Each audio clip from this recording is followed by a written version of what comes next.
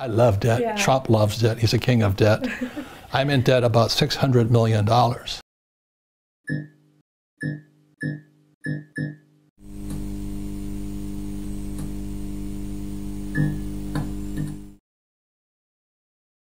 When I left school in the 60s, there was plenty of jobs.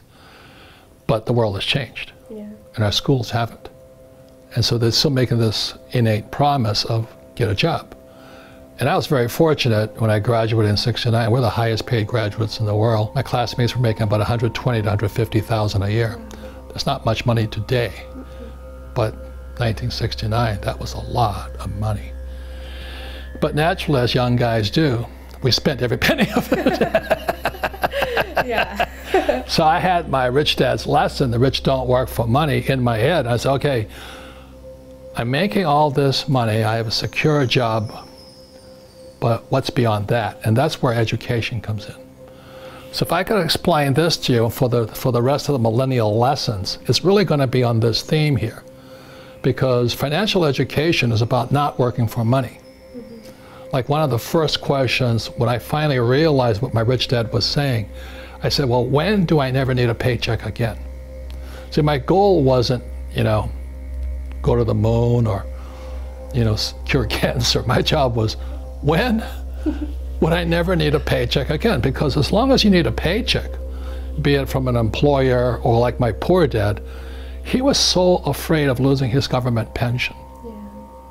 And I'm going, Jesus, what a way to run your life. Your pension? So my old man kind of got fired. He lost his pension. It was the most frightening thing in the world to him. He had no pension. Then it was Social Security, which is even worse. Yeah. So that's why my goal when I was about your age, a little older, around 25, I said, my goal is to never need a paycheck again from anybody, even the government. I don't want any Medicare, Social Security, or whatever, you know, well, as a military pilot, so, oh, you got to get the military pilot pension. I said, you do, but I'm not going to. And just because of this here, that was the difference. Because I never wanted to work for money to need a paycheck. So the next few lessons in Millennial Money, you'll find out what I do work for. So this comes from Rich Dad, Poor Dad, and these are some of the distinctions. It was the advantage I had at age 9, because I knew what I wanted to work for. And this here, in simple terms, is called a financial statement. In school, they teach you to get a FICO score. FICO is BS. All it means, how good are you paying your bills? That's all FICO means, okay? Should be the FIDO score. Good dog. So when I was 9 years old, playing Monopoly with my rich dad, this is the lesson that's not included in Monopoly, but rich dad taught me. And fundamentally, the problem that most people make, they go to school to get a job, and they work here. So this is the poor, middle class, and these guys. And we're going to talk about later, your first line item expense is taxes. You know, just recently, President Trump said he had a tax cut. He didn't have a tax cut for these guys. As you know, the rules are always written for the rich, okay? I didn't make the rules. You can get angry at me, but these are the rules. The rich make the rules, the golden rule. He who has a gold makes the rules. Yeah. So the tax cut went to people here. That's where it goes to. You'll learn more about this later on. But this is what I work for. So what I work for, number one, is I'm an entrepreneur. I want businesses. I have multiple businesses.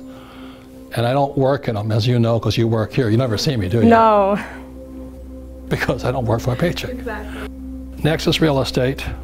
And real estate is good for many things which we'll go into, but number one is debt. I use a lot of debt to buy real estate, and I pay no taxes. That's the relationship there.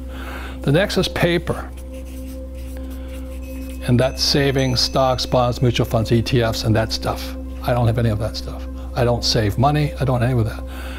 But this is what most people have, go to school, get a job, get a 401k, and save money. Loser. Okay? I'm doing that just to upset you guys, because maybe you'll start to think. Because I didn't make the rules, I'm just telling you these are the rules. These people pay the highest taxes, and they work the hardest. And the last are commodities, 4 different asset classes. So commodities are number one is gold, silver, oil, land, water, food. So this is what I work for. When I left school, rather than working for a paycheck and working for money, my education had to go beyond getting a job, which I had a good job. But I now had to start, when I left school, about your age, the thing I focused on first actually was commodities. So back in 1972, I started buying gold. And it was illegal for Americans to own gold. You can imagine that. Back in 72. Today you have Bitcoin. It's different. Okay? Everything is changing so rapidly today. So I started with gold, but actually the next thing was actually oil, because I went to school to be a tanker officer driving ships for Standard Oil. So I understand oil. So my wife and I don't own Standard Oil or Chevron or Exxon. We own oil wells. Again, taxes. You get no tax breaks for owning paper oil, huge tax breaks for owning real oil. And then I went into real estate. Why? Because I can use debt to buy real estate. And because I use debt, I pay no taxes. And then third, I started my business, my first real business. I had many businesses as a kid. But my first real business was a nylon and Velcro surfer wallet business. And I went worldwide right away. The trouble is I was an idiot, and the business went up and the business came down. What kept me alive was this and this. So you may say, well, aren't you working for money? But we'll go into that next. I don't want what's called a paycheck. I want cash flow from here. So that's what I mean by the rich don't work for money. You want cash flow that pays very little taxes, and I can use lots of debt over here. The average person who went to school, their biggest liability they have is student loans, of course. Yeah, of course, definitely. I mean, it's horrible what they do to you guys today. You have student loan, which is the worst type of debt of all, because you cannot declare bankruptcy on it. And then you get out, you try and buy a house, and you call it an asset when it's really a liability. Why? Because the cash is flowing that way. Your house costs you money you rent a house, it still costs you money. Then you have to have a nice car. I had one of those. Yes. So the problem with most young people is they go to school to get that job, then a lot of them have student loan debt, then they try and get married and buy a house, they have a car, and then they have credit card debt, but they never have the chance to come over here. If they do any investing in America, it's a 401k, which I wouldn't touch with a 10-foot pole. Now, you should, but I don't, because I don't have to. Because I went to school for here, and people who don't go to school should be here. This is a 401k, IRA, ETFs, and that stuff, paper, savings. I don't touch that stuff, and we'll go into that later on. So when I say rich don't work for money, I never wanted to be dependent on a paycheck, either from an employer or the government. I wanted to be a free human being. So the question is, when I talk to people about financial education, right now, we're going to talk about, there's another issue, is Bitcoin, the dollar, and gold. Which one is better? I love real estate, again, because it's debt. I use debt to buy real estate. And everybody else is saying get out of debt, right? I love debt. Yeah. Trump loves debt. He's a king of debt. I'm in debt about $600 million. The average person cannot pay for their credit card debt. Wow. That's how tragic it is. And he's educated. I'm talking about educated people. Yeah. Right? And then this here, I get tax breaks because I have employees.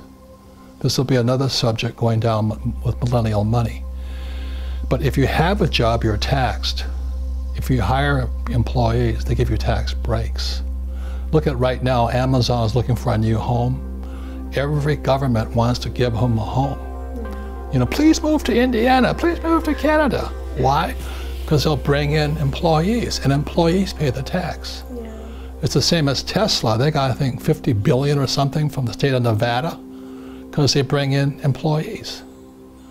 So that's why when your teacher says you go to school, get a job, you say, I think I'll think a little bit differently this time. Now you need a job in interim, but you want a job for the experience. That's the difference. So the reason Rich Dad's lesson number one is rich don't work for money is I never want a paycheck. I want to use debt and I don't want to pay tax. I pay some tax, but minimum tax. But I want to accumulate this so I have cash flow.